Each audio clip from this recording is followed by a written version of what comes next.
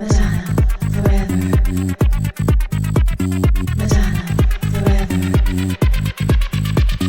Madonna forever. Madonna forever. You're listening to MLVC, the Madonna podcast, your place for all things Madonna. Louise Veronica Ciccone. I'm your unofficial celebration tour correspondent, Stefan. As you know, we have... Hi, everybody. It's Ben. I'm back. We're here today with a fantastic guest. Yes, today on the show, we are rejoined. We had him on a couple seasons ago, and he's back.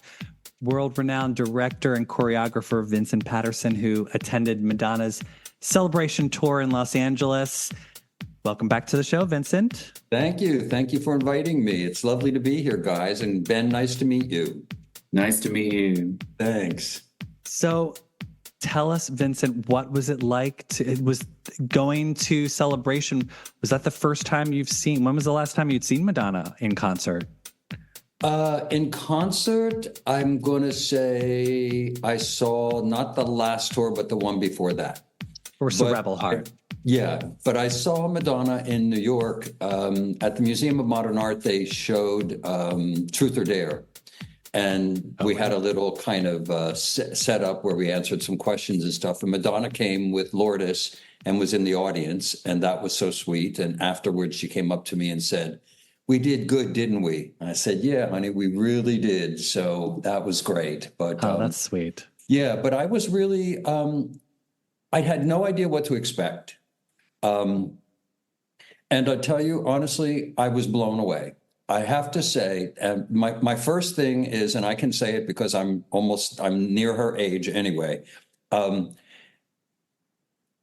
energy and power that a 65-year-old person has.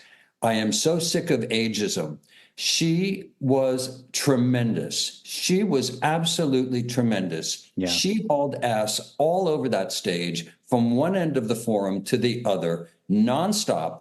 I mean, she'd go down under the stage, bam, she'd be up in the stage, there she'd be up, she'd be flying around all over our heads, but she never stopped.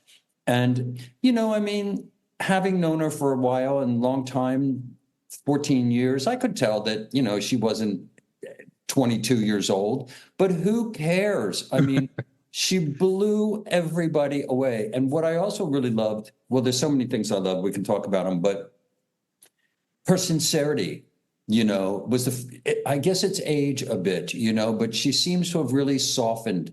And the way she approached her audience was so different than the way I remember in the past. I mean, I remember back on the Blonde Ambition tour that I kept begging her, stop saying fuck, fuck, fuck all the time, I think she said fuck once this time, and it was part of the routine, but I was so impressed. I was so impressed. And she was so kind, she sent me 2 tickets, and my husband and I went, and, they got us into the forum room. We were in the second row on, she was standing right in front of us for most of the show. And oh my God, it was tremendous. It was so, again, I didn't know what to expect, and I was blown away. I was blown away. So unlike we Madonna fans, you weren't chomping at the bit to check on the internet what she was doing previous to seeing the show. No, I had spoken to people who had seen her in London. I think maybe Boston or someplace, I can't remember, but I had some friends who'd already seen the show. And of course, I was inquisitive, and they said, "Well, you can go on and look at it if you want." And I said, No. I think we're going to get tickets to go. I was planning on getting them. And then Sarah, her kind of right hand, sent me 2 tickets and said, "We'd love you to come see the show. There's a lot of the Blonde Ambition tour there, and you really should come and see what's going on." So we did, and we had a marvelous time. Oh, nice. That actually, before we get into like super specifics, what are your feelings on as a collaborator, having those through lines from past work sort of brought forward and then reinterpreted for the show and sort of the theatrical presentation? Well, okay. This is hard to say, but I'm going to be very honest, right? I think she needs a theater director. Now, she has tour directors who do fantastic lighting. The choreography was sensational. The costuming was out of this world.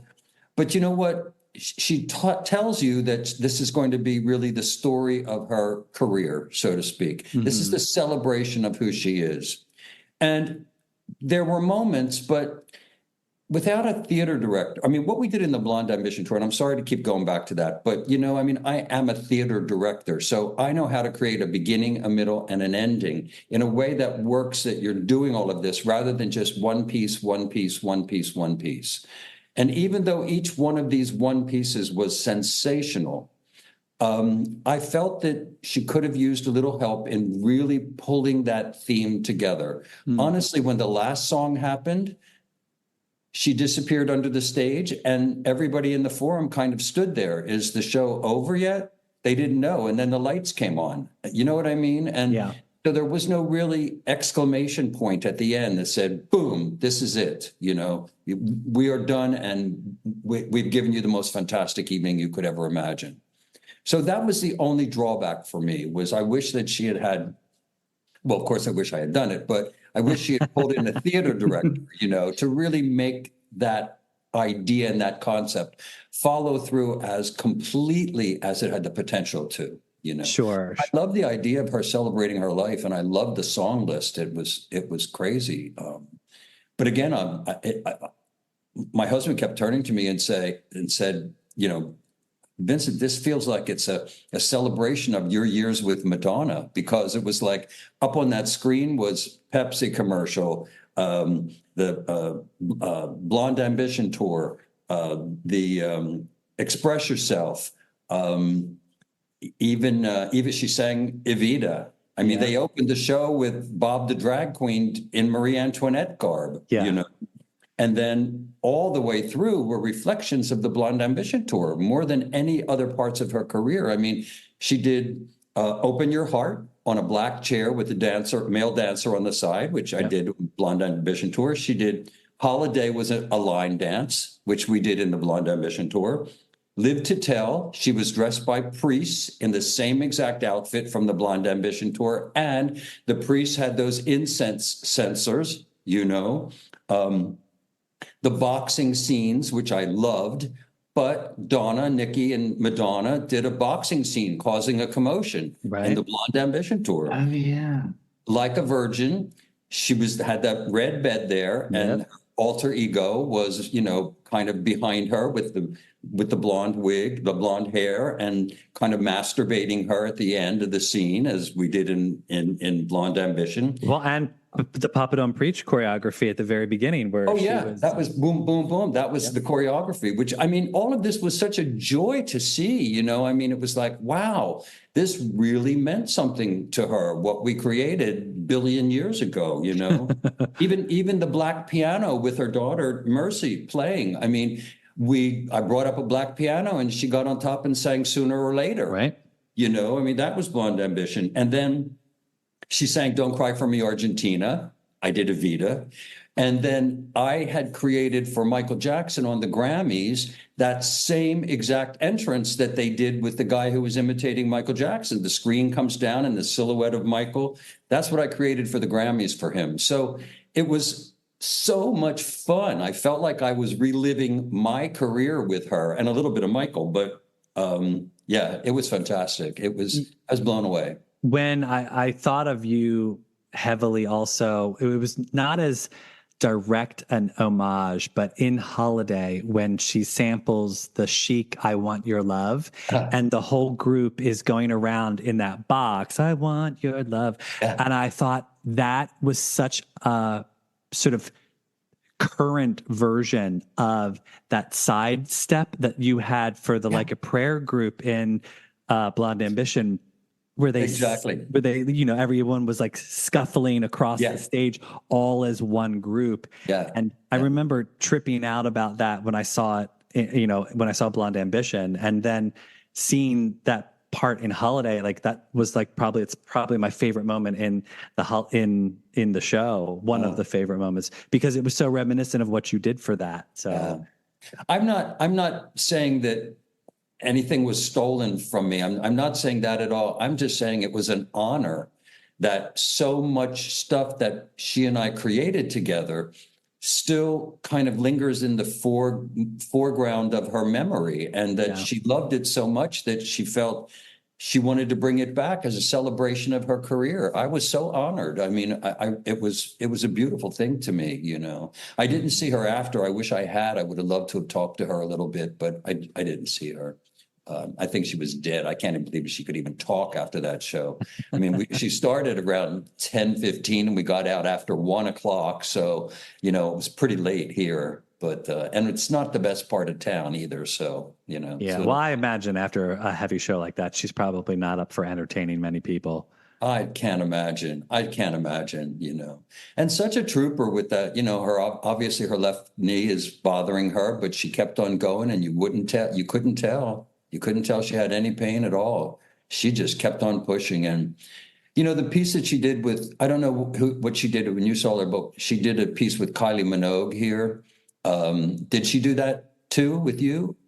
We got no Kylie or no. I'm trying to think. Even if she had done solo, she did "I Will Survive" or occasionally she would sing "Express Yourself." But that acoustic moment usually never has a guest appearance by anybody. That were you there on the Kylie night?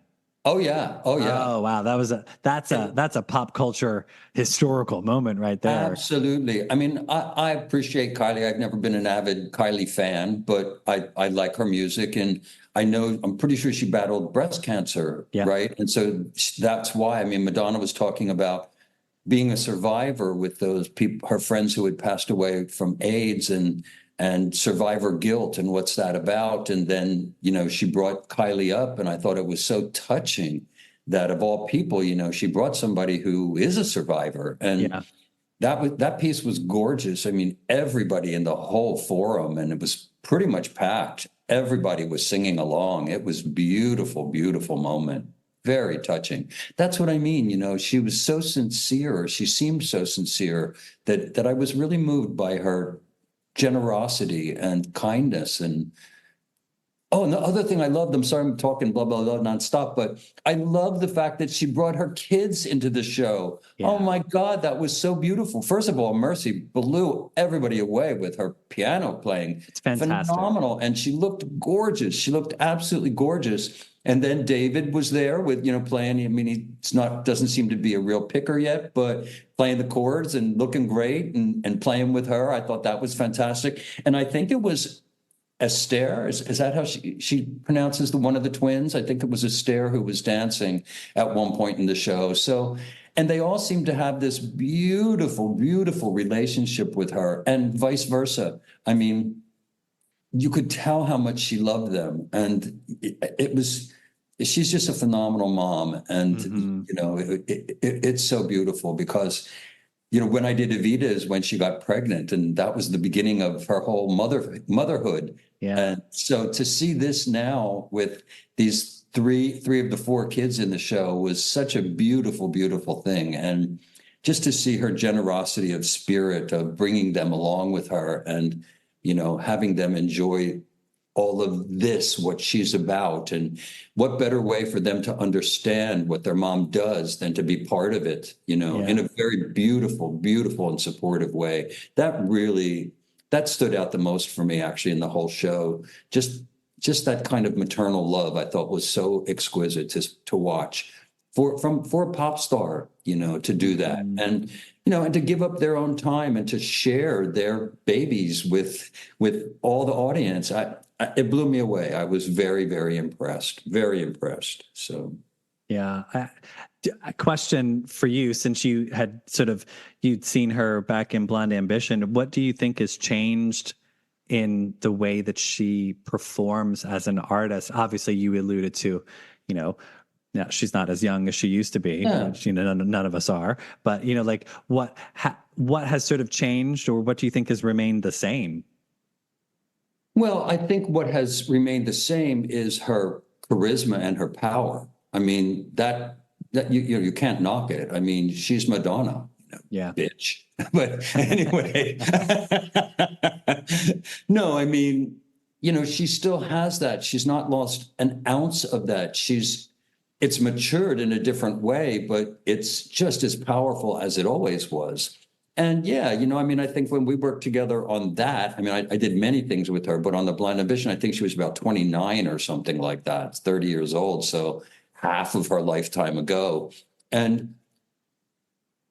the fact that she just hauled ass all over that stage nonstop and kept up with those dancers who were all incredible. And, and she was doing her thing. No, she did not move like she has in other tours, but who cares? I mean, who cares? I mean, and I love the fact that she sang most of the songs, didn't lip sync most of the songs. And I hate to say it, you could tell because she was a little flat at times, but I preferred that. I love the fact that it was her real voice singing rather than lip syncing stuff. And I guess that could also be because when she's not dancing as hard, then she has the breath to be, and that's not just of her, that's every performer, know. But I thought that, like I said, I was surprised. I didn't think she was going to have the stamina to do it. And she really blew me away. I mean, I just came home just thrilled and applauding her the whole time. I have to tell you a very funny little story about me, though. I thought I was going to be very, very cool. I have the original Blonde Ambition Tour jacket, the original one. So I said to my husband, Renee, do you think this is okay to wear? He goes, are you kidding? People are going to flip out over that. Wear it, right? So I wore it.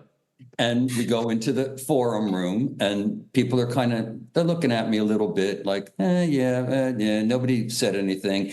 Any other time I've worn it, people come up and go, is that the real? Oh my God, So we go out and we're getting ready to go into the arena. And I look around and I see this guy and he's got a Blonde Ambition Tour jacket on.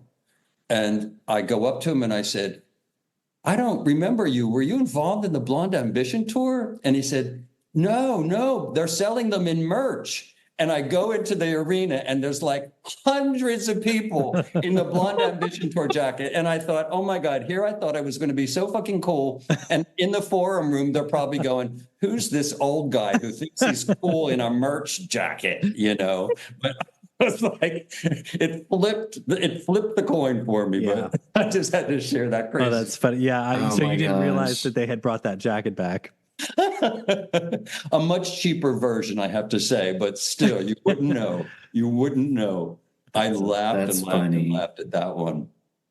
So. That's actually, Vincent, that jacket, the bomber that they're selling, is actually produced by the same company that produced the original version back in 1990. So it's actually it's almost identical. I think the only thing that's different is it says Celebration Tour instead of Blonde Ambition. And the quality is not quite the same, to be honest. I looked at this guy's jacket and it was like, it was nice, but it was more a merch jacket. It wasn't a really official. What we had was really gorgeous and thick and, really, really does keep you warm. So were the originals also teeny tiny like the ones they're selling now? Because the ones they're selling now barely fit on my arm. I know. No, they had them made for each of us specifically, size and everything.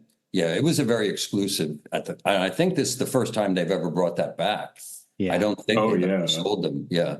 Yeah, so. Part of the tour has been not only like nods to her past on stage, but like all of the merch is all like recreations of previous. Like there's a Blonde Ambition, I think there's 2 Blonde Ambition T-shirts and stuff like that, which is nice because like some of the fans. I mean, that Blonde Ambition bomber jacket, that's been one of those items that fans have been like chomping at the bit to get their hands on for decades now. I know. I've had some pretty high financial request to purchase it. And I said, no, are you kidding? It's the only one around. And then I go to the tour and there's like 400 of them.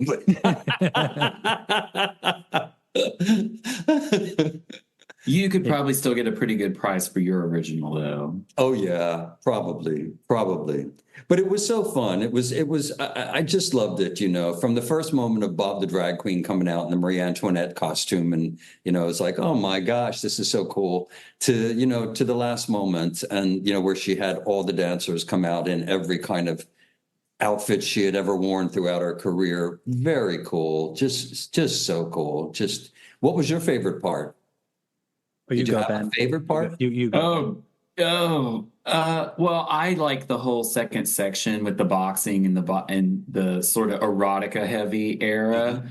And I did appreciate that I felt Damien, his choreography for that section also called back to a lot of stuff that you had done in Blonde Ambition, just in terms of like how the bodies were moving and how Yeah. people were outfitted. I thought that was super interesting. But for the song choices, because that's the section that includes Bad Girl Yeah. and Fever and stuff. Oh, Yeah. that was my sweet spot right there. And you, Steph? You know what?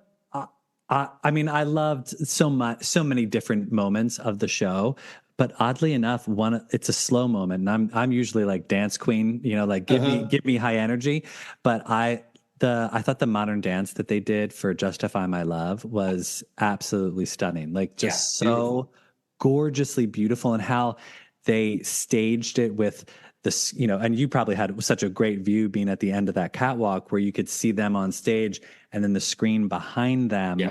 where they were like filming on top. So you get this sort of like kaleidoscopic view of Yeah, Busby Berkeley kind circle. of image of it all. Yeah, it was beautiful. Yeah. The choreography was sensational, I thought, At times I felt it was a little disconnected. She was someplace far away and they were someplace far away, and you had to make a decision, where did you want to look? Mm-hmm. But the movement itself, I thought, was innovative and very clever. That boxing section, I thought the movement was sensational, very innovative and very strong.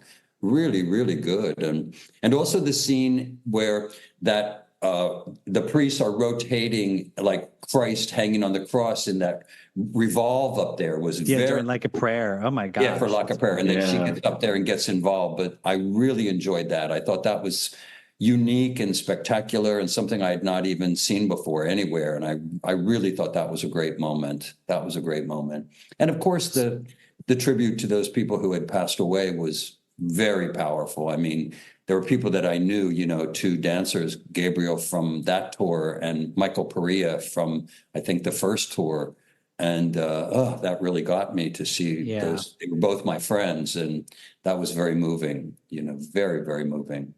But Yeah. It yeah. was interesting to see how she reinterpreted some of those numbers, Mhm. like you see her do some of those numbers on previous tours and you're like, oh, there's no way she can top that. Like, Yeah. oh, like, I mean, Live to Tell was such a beautiful moment during Blonde Ambition, Yeah. and to think, oh, how could she, and then you see it on Celebration Tour and it's like, it just pulls the rug out from underneath you, like it's Yeah. just, and I even thought like that, just that transition from Holiday into Live to Tell was so powerful. Hmm. There was just some really great moments, I thought. But yeah, it's interesting what you said about the theatricality of it, where I almost felt like there were moments where she could have sort of pushed it a little even further and, really cemented it. Well, she could have pushed the theme. I mean, that alter ego character could have been much more powerful, and appeared at much stronger moments, and done a little bit more interactive with her to really get that point across. Yeah. Uh, it was a fun idea. It was a good idea. I just didn't think it was as followed through as it could have been. It could have been much bigger payoff. But it was fun. It was great. And her giving 1 to 10 to all the Vogers coming down. That was very, very fun. That was crazy. And they were great. And how about the part with the women dance with no tops on? Yeah, I know. That was pretty out there. And I mean, it was interesting for us to look at visually because the dancers were so androgynous that, when the guys got out there without tops on and they all had the same pants on, and some of the guys' hair was down to their back and the girls' hair was shorter than mine or yours, you almost couldn't tell. Is it a guy? Is it a girl? Who's dancing in that group around her? And very beautiful, very beautiful. I love how, the nudity was approached in a very aesthetic way. Mm-hmm. And, there was nothing bawdy about it or nasty about it or anything like that. It was quite gorgeous. And those dancers, they were so magnificent that they all looked like sculptures anyway, Yeah. know. Those, I It's gotta say, beautiful. I mean, not knocking any of her dancers from any of her previous tours, but since Blonde Ambition, I feel like these dancers I agree. really stand out. Just Yeah, like, I agree. I mean, look, again, I love all of the dancers from all of the shows, but Yeah. like to me, like I felt like this show really showcased their dancers' personalities Yes. more so than previous tours other than Blonde Ambition or maybe even Exactly. early show where it's like Yeah. I felt like you got to know those dancers as people on Yeah. stage, and it hasn't been that way until this show. Yeah, I agree with you. No, the girly show did it too a little bit. Blonde Ambition really did it. You felt like you knew all of those dancers. And I mean, there was far less dancers, obviously. in yeah, I Blonde think she Ambition. had what, 20 something in this There's show. a lot, yeah. Yeah, there were a lot of people, but each of them were very specific, very individualistic, and they all had a moment, where you really felt that, wow, I can see them, I can see them, I can see them, and I can see them. Yeah, I was impressed. I really was. It's, other shows have been hit and miss for me, as a complete piece. Of course, I always love her performing, and the screens are always gorgeous, and the lighting's always spectacular. Oh, the lighting was so spectacular in this show. I thought, So good. oh my God, that big circle over the top of them was beautiful, and that little frame that she moved around in, or David moved around in, that was a wonderful piece too. But the lighting was sensational in this show, really sensational. Some of the best I've seen in a long time. I was blown away at that. So you said you wanted to talk Nikki and Donna a little bit? Yeah. So, well, hold on, Ben. Is there anything else we want to cover? Well, off so on? we do have a couple of questions that have popped up in the chat. The first Right. is people are very curious because this number is a fan favorite. What are your thoughts on the opening number? The Nothing Really Matters with that light fixture when she kind of comes up in the Gautier look and with the crown. What were your thoughts on that opening? I thought it was magnificent. I mean, I thought it was a fantastic opening, and she was everything, She was regal, she was strong, she was feminine, she was the queen. That's what it felt like. It felt like you were actually watching the queen. That's what I missed about the ending. I just didn't feel that it really did something for me like the opening did. It just kind of disappeared somehow, or kind of fell apart in a way. And I don't know why I'm saying that. It's all personal for everybody, but that was just my personal feeling. But that opening, I thought it was terrific. And her just on that revolve going around, and oh my God, with that big circle light over, it was magnificent. And really, she was the queen. Yeah. She was the queen. She was like royalty standing out there. Vincent, I want to say, because you're not the only person who has said the ending sort of fell a little flat for them. And I wonder if it's mostly just because of the song choice. So, maybe. Bitch, I'm Madonna. Yeah, just because it wasn't this huge super hit that it's not melodic in quite the same way that some of her other songs are. And I wonder, because presentation wise, that number is huge, with all of those people dancing in her previous looks.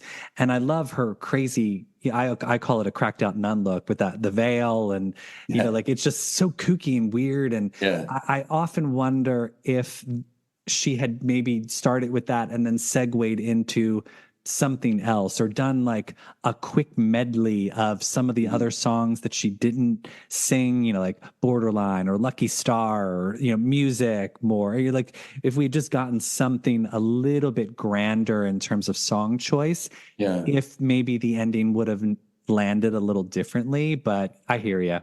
Well, I think part of it is, that's where I felt a big disconnect between the dancers and her, because they were all in costumes that were her, but they were all over the place, and she was in the middle. And even though they were at one point all facing in toward her, they weren't really paying attention to her, at least the night that I was there. They were all in their own world. So when there's that many dancers and they're all doing their own thing in their own world, it kind of distracted from it. For me, just personally, personally, I would have liked to have seen something where all of their attention stopped and it was on Madonna, So rather than all of this energy going around, and she's in the middle of it and she's sinking down under the stage, You know, if anything, she should have been lifted up higher, and then the lights go out. You know, I love this. I love this is our this is a specialty of this podcast where we fantasize about what we could do differently for Madonna. So Well, but Stefan, we were talking about this the other day. I've kind of convinced myself that the ending, I feel like that number is the encore, that the last, those three songs are that last act, the Michael shadow dancing, that's homage to the Grammy performance of Vincent. Like that's sort of the transition into the encore of Bitch, I'm Madonna. And I feel like it fizzles because it's sort of symbolic that the story isn't finished. Mm-hmm. So the show can't be finished because the story isn't finished. That's what I've been telling myself, to be okay with it. I still think it could have been a little more grand. I mean, like that. Oh yeah, the opening was so grand and perfect, just so good, and it was all about her. You know, even though they were all coming, it was all about her. And I just felt that she was a little bit not as Madonna performing, she was not lost, but the whole visual was a little convoluted, and I wished it had just everybody had centered back on her. Yeah, that's what I meant. Somebody was saying in the chat, and you said something earlier that I wanted to follow up on the question about the placement of the dancers and the amount of travel across the show. And you were talking about drawing perspective, and we've had this discussion on a previous live before. Is that staging, do you think, and I'm curious to ask you this because you'll know, is it being staged like that because for like filming? Because I sat further back than a lot of people and I saw all of that because I was sort of further back, and I was like, I really appreciated how they were all over the stage and it was sort of like a massive presentation. But is that just me liking that because I got to see everything versus what you're saying that it is drawing attention? Like what's sort of and somebody else asked this in the chat, so I definitely wanted to follow up on that. Well, you know, it's kind of theater tricks, you know. A good director will control where the audience's eye goes, you know, and I'm not talking about film, I'm talking about stage here, but film is the same. That's what editors do when they've got all that material. But since you don't have an editor and it's live, it's important that with a star, that they are the focus of our visual attention. Now, if we wander off and we go to see something that's happening someplace else, something about that group should somehow revert our eye back to the celebrity again, so that we're not forced to, we don't even have the choice of just watching them for a long time and ignoring Madonna, you know. Somehow the way that they're choreographed would lead your eye back to her, no matter where you look on the stage. That's what I'm talking about. It's a fine line, you know, it's a fine line. And of course, if you're sitting way back or up in the top there in the back, you do see the whole picture and it might make a little bit more sense, but most people aren't. Most people are on the floor, you know, who could really see the show. You're on the side in the forum and you're not really seeing everything. You're seeing it if you're way in the back, but that's about all. But that's all I'm talking about. Controlling the audience's eye. So you're looking at Madonna and then you want to look and see what's going on over there, but somehow what they're doing should bring your eye back to her again, you know. And I found that wasn't always the case. But that takes a lot. That's really a theater director more than just a tour director. It's a big difference. Yeah. And I you know, again, I thought it was a great evening, and I thought all the elements were wonderful. The screens were great. The lighting was great. The costuming was great. The whole thing was really wonderful for me. I'm just being picky, you know, because I am. No, this is fascinating to hear. I'm a director, so I can't not see those things. Yeah, you know? of course. Well, and I wanted to comment real quick on the fact that you had said, you know, she's traipsing all around that stadium and whatnot. And I thought, you know, when I saw the show first, I saw it in Paris, and I went the first night, and all I did was stand for a couple of hours. Yeah. The next day I woke up, I was spent. Like I had to lay in bed for hours to recuperate my energy just because I was going again that night. And I thought to myself, how is she doing this? Like, how is she's 20 years older than me and she's performing 2 nights in a row and I can barely get out of bed just from standing and watching the show. So That's what I said. Bravo. I'm like, know. I need her vitamin drip. Whatever, I'm telling you. Her It's, training regimen. Yeah, seriously. absolutely. Absolutely. I don't know. Ben, what was the other questions that we had in the chat? Oh, that was the other question, just about okay. in terms of like the staging, and if that perspective was intended for like film or for like the wider view in Yeah. the audience. Because we've had several people comment about how much they enjoy Die Another Day when they see it from the back and get the whole scope, and then people who see it from close to the stage are like, meh, So yeah. So that was a great answer, because that talks about the intention of that staging in sort of conversation with where you are in the audience, and how that creates a different theater and musical experience for different audience members. That's kind of cool. Yeah. Cool. So you also, like we were saying, you mentioned it a couple minutes ago. You also got to see Nikki and Donna while you were in LA. Tell us about how that reunion was. It was great. I didn't really get to hang out with them that night. I had house guests here, and I took them to see the show. And unfortunately, one of them got a call, and we had to leave after, as we were doing final applauses. But they performed at Catalina Jazz Club, and it was the second time I saw them there. And they're excellent, Yeah. And I'll tell you the funny thing. And so anyway, they wrote me and, okay, we want to know your thoughts. We want to know your thoughts. We want to know your thoughts. And I said, well, look, they're just personal thoughts. I said, basically, the show is spectacular. I love the two of you. And, the fact that the two of you are doing this together is so powerful. And you could tell everybody in the audience was so elated. And that, it's an interesting place for them, because they pay a lot of homage to Madonna in terms of gratitude.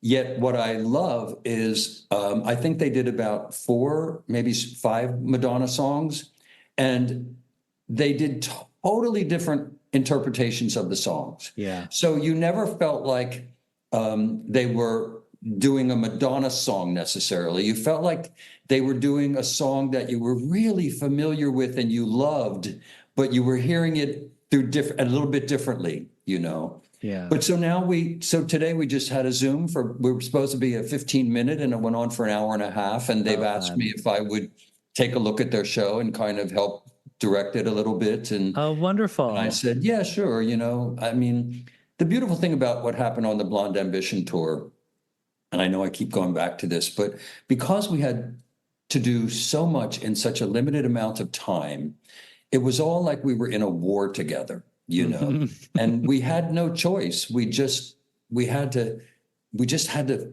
form this family, this tight-knit family that was crazy, because otherwise we never could have done it. I mean, I had 21 days to do 17 songs back to back. That was it. And then I had a week and a half to put it all together on stage.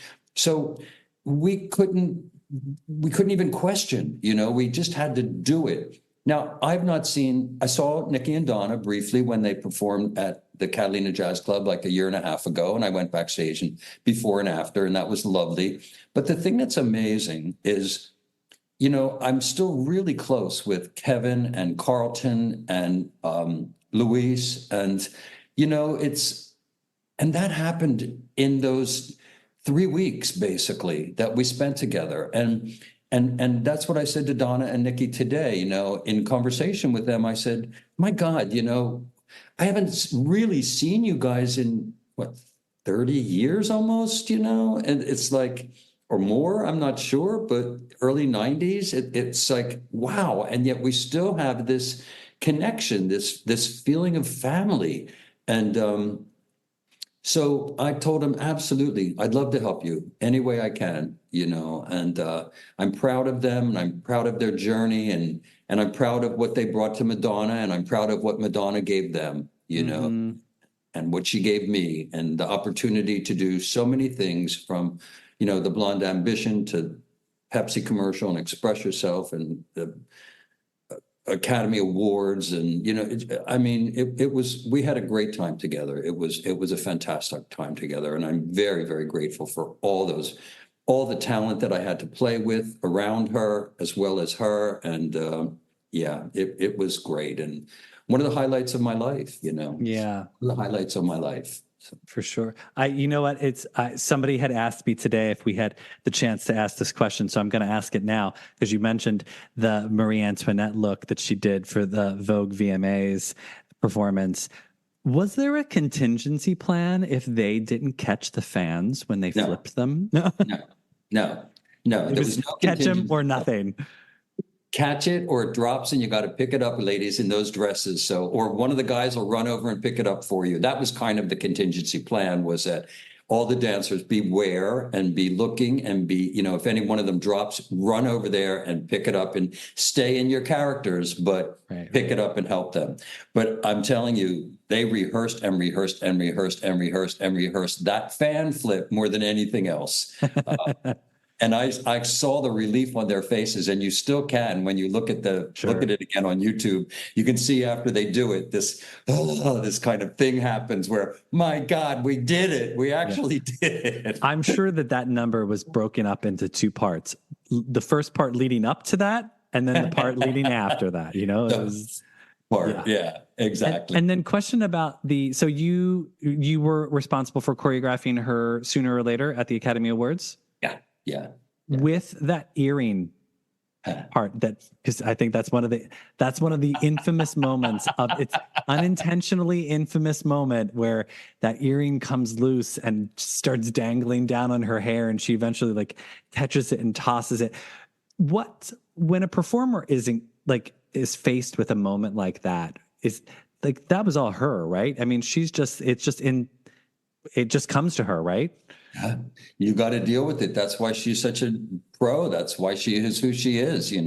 What I love about watching that again is watching her hands shake, watching her be nervous, watching that vulnerability in front of all of those A-list actors sitting out there. Yeah. And pre-Evita, knowing that her whole life she wanted to be a movie star, and to see them all. I sat right behind Sophia Loren. And, when Madonna came up and turned around with her back and started singing with her back to the audience in that low cut dress, you almost saw the crack in her butt, I heard Sophia say, "Oh my gosh, this is very dramatic." I love that. But, no, the fact that she could deal with that, I mean, that was probably a $400,000 earring or something, But you can only imagine. Anyway, no, but I just love that you could see her hand shaking a little bit. I remember watching that live on TV. Same. And you just see that and you're like, wow, she's a person. I think at that point in her career, you thought why would she be nervous performing in front of anyone? Exactly. And it just made you love her all the more, It just made you love her all the more. Because what you just said, Steph, she's a real human being, she's not just a pop star. She's a human being, And that was also how she... No, go ahead, man. Sorry. Well, I was just going to say also how it goes from here to the supreme cool confidence at the end, right? You set up that performance to allow for that space to have that vulnerability at the beginning before it goes into that just insane theatricality that wraps it up. I love it. I'm telling you. I just met with some friends who are major, major Madonna fans and filmmakers, and I showed them, I have rehearsal footage of putting that together in a little tiny space. It almost looks black and white on a little rehearsal studio on Vine Street with a bass player, a upright bass player, piano player, and a drummer. I mean, it was really 1940 or 1930s in a bar, rehearsing it. I've got that. I've got all this amazing footage from the Blonde Ambition tour in that room. And my friends are trying to get me to do something with it. And they said, "Oh my God, after the Let It Be with the Beatles and also the We Are the World, you really should do something with this." Oh, sure.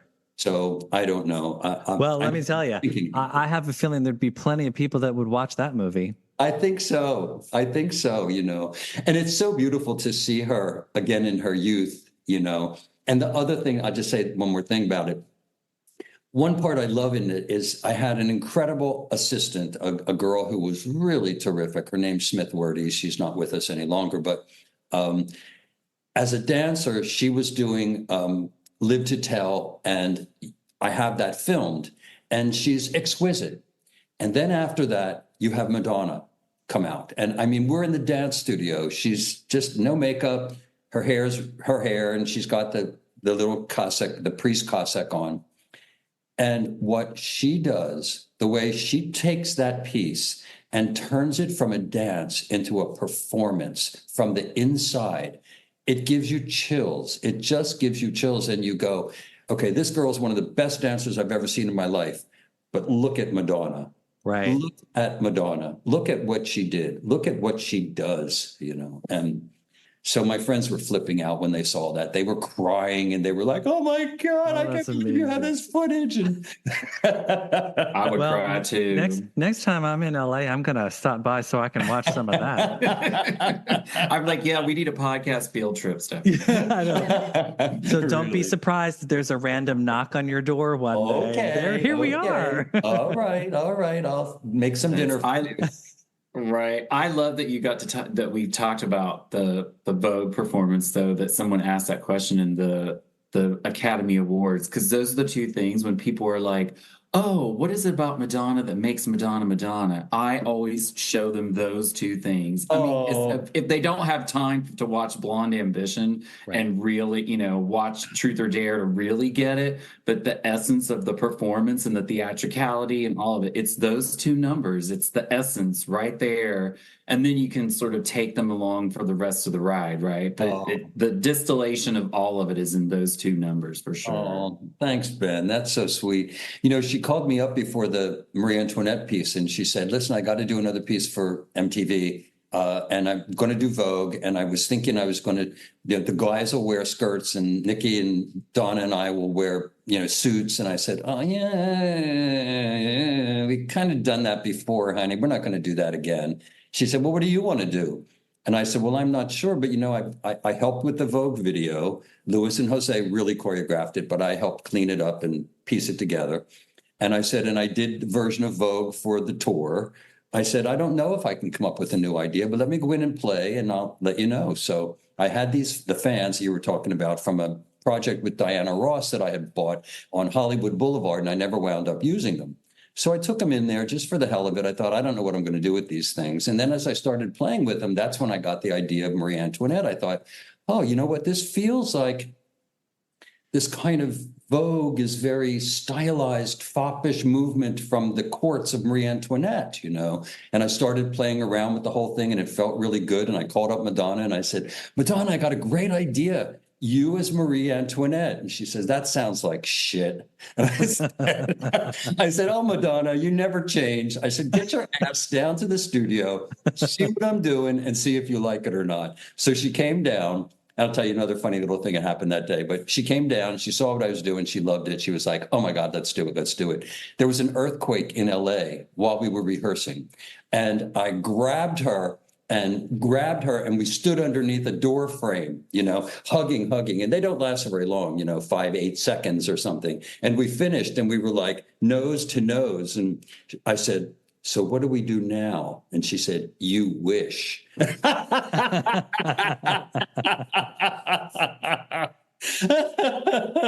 love it. God, we had a great time together. We always had a great time together. So, oh, that's Wonderful. fantastic.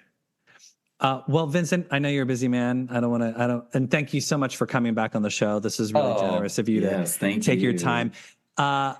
If you haven't already bought Vincent's book, thanks. Definitely go out and get Vincent's book.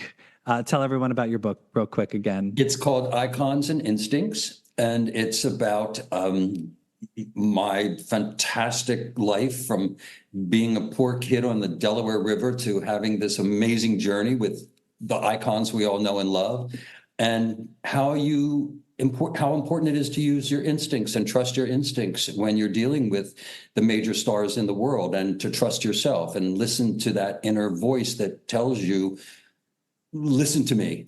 And so that's what the book's about. And I'm so happy about it because it's touched so many people around the world. I recently got an email from a young woman in Saudi Arabia who has read the book 3 times and told me that it gave her the strength to leave Saudi Arabia and move to Qatar so that she could pursue herself as an artist. And I get so many of these and they really, really touch me. So thank you. It's available on Amazon.com and it's called Icons and Instincts. Yeah, it's a fantastic read. So definitely make sure you check it out. So thank you. It is. Yeah. And remember, everybody, you can find us on Instagram, Twitter, and Threads at MLVC Podcast. If you've not yet donated to the show, we're on Venmo at MLVC Podcast, or smash that super thanks button on YouTube. Give us a donation that way. If you've not yet subscribed to our YouTube channel, tick that button so you never miss a video. We're going to be going live with other Celebration Tour attendees like Vincent for the next couple of weeks.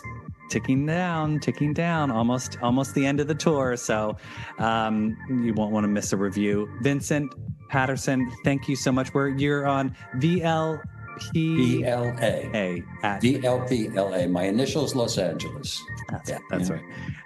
Well, we'll tag you on Instagram. And stay where you're at, Vincent. We're going to say goodbye. Thanks again for stopping by, everybody. Until next time. We'll be back Thursday night. Oh, yes, Thursday night. We're going live in honor of the 35th anniversary of the Like a Prayer album. Oh, yeah. Come with your favorites, kids. We're going to debate. Yeah.